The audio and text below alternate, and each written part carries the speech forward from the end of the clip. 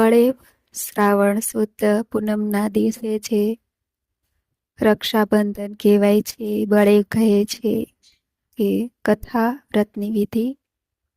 જો વિડીયો પસંદ આવે તો ચેનલને સબસ્ક્રાઈબ કરવાનું ભૂલતા નહીં, જેથી આગળના વિડીયો તમને મળી રહે. શ્રાવણ સુદ પૂનમના રોજ બળેવ આવે છે. આ દિવસે બ્રાહ્મણો જનોઈ બદલે છે અને પોતાના યજમાનોને રાખડી બાંધી તેમનું દીર્ઘાયુ ઈચ્છે છે. આ દિવસે બહેન પોતાના ભાઈને રાખડી બાંધે છે અને તેનું કલ્યાણ ઈચ્છે છે. તેના બદલામાં ભાઈ તેને યથાશક્તિ ભેટ આપે છે. આ દિવસ રક્ષાબંધન તરીકે પણ ઓળખાય છે.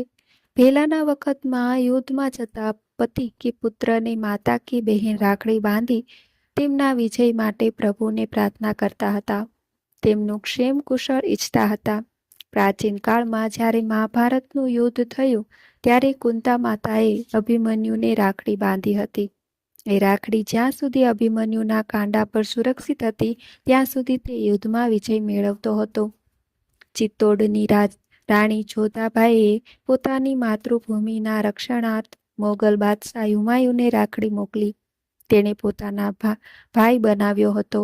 આમ રાખડીનો મહિમા પરાપૂર્વથી ચાલ્યો આવે છે. આ દિવસે બ્રાહ્મણો સવારે વહેલા ઉઠીને નદીએ જઈ સ્નાન કરે છે. ત્યારબાદ પહેરી રાખડી જૂની જનોઈ જળમાં પધરાવી અને નવી જનોઈ પૂજા વિધિ કરીને પહેરે છે.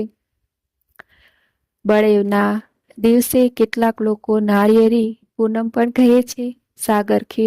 ખેડૂઓ આ દિવસ સાગરમાં શ્રીફળ હોમી સાગરદેવનું પૂજન કરે છે. એ પછી જ તેઓ વહાણે ચડે છે. આમ આ દિવસ બ્રાહ્મણો, ભાઈ બહેનો અને તથા સાગર ખેડૂતો માટે ખૂબ જ આનંદ ઉલ્લાસમાં પસાર થાય છે.